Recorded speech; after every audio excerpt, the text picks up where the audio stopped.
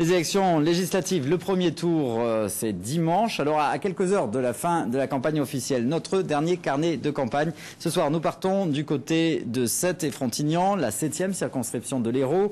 Une circonscription détenue par la gauche, mais qui a placé Nicolas Sarkozy largement en tête le 6 mai dernier. Caroline Aguilot, Sylvie Bonnet.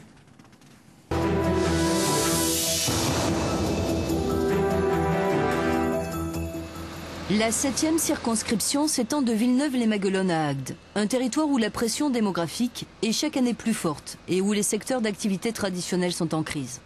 Sète est le premier port de pêche de la Méditerranée. Sur ce territoire, des milliers de familles vivent de la mer ou bien de l'étang.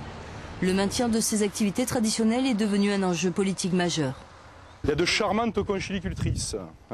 Voilà. Gilles Détor, 39 ans, il est le favori arithmétique du prochain scrutin. Le candidat UMP pourrait bien profiter de la vague bleue. Au soir de l'élection présidentielle, cette circonscription a approché les 60% des voix pour Nicolas Sarkozy. Je suis un élu local, mon dada c'est surtout de faire avancer tous les dossiers qui concernent la vie des gens et surtout la vie de ceux qui travaillent. Et ici autour de cet étang de Thau, on sait qu'ils ne ménagent pas leur peine. Non seulement donc on a besoin de protéger l'écologie autour de ce bassin de Thau parce qu'en dépend une économie très forte qu'est l'ostréiculture. Et au-delà de ça, je dirais aussi c'est une image que l'on défend. Bon, on va essayer de s'en occuper de cet étang quand même. On est là pour essayer de faire avancer les projets. Vous êtes tous pareils, vous dites. Vous êtes tous pareils. Et ça fait 10 ans que vous avez un député communiste. Regardez ce qu'il a fait, il n'a pas fait grand-chose. Gilles Détor est le candidat officiel de l'UMP, mais il n'est pas le seul à se revendiquer de la majorité présidentielle, de quoi semer la confusion chez les électeurs de droite. J'aime bien moi vous entendre parler. Eh bien venez à Metz lundi, c'est important. Après le résultat catastrophique de Marie-Georges Buffet, la personnalité du très populaire député sortant François Liberty suffira-t-elle à sauver son siège ? Le dernier député communiste de la région achève son 2e mandat parlementaire et compte bien comme en 2002 rassembler au-delà de sa famille politique. Il y a eu l'élection présidentielle, l'élection législative, c'est une autre élection.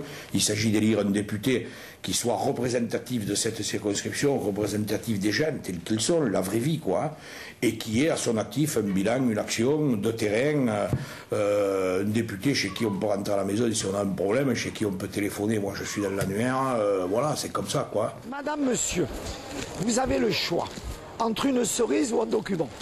Une poignée de cerises pour faire oublier la chute du Front National. Tous les moyens sont bons pour tenter de séduire un électorat évaporé. Comme en 2002, Jean-Claude Martinez croit pouvoir jouer les troubles fêtes et être présent au second tour. Et le président Sarkozy, notre jeune président, a dit qu'il voulait un candidat qui ait des idées, qui ait de la compétence et qui ait la passion de l'intérêt général. Eh bien, Nicolas Sarkozy a défini Jean-Claude Martinez. Ça vous fera de la lecture pour la sieste. Absent du second tour en 2002, les socialistes espèrent être qualifiés, cette fois-ci en la personne de Geneviève Tapier. Elle compte profiter du score de Ségolène Royal au soir du premier tour sur cette circonscription, 23% des voix.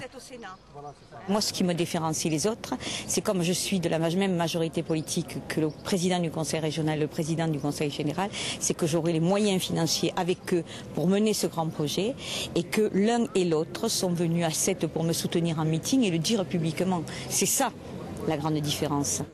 Sur cette 7e circonscription, au total 15 candidats sont en compétition. En 2002, François Liberty l'avait emporté de 700 voix sur le candidat UMP. De tradition de gauche, cette circonscription va-t-elle cette fois-ci basculer à droite?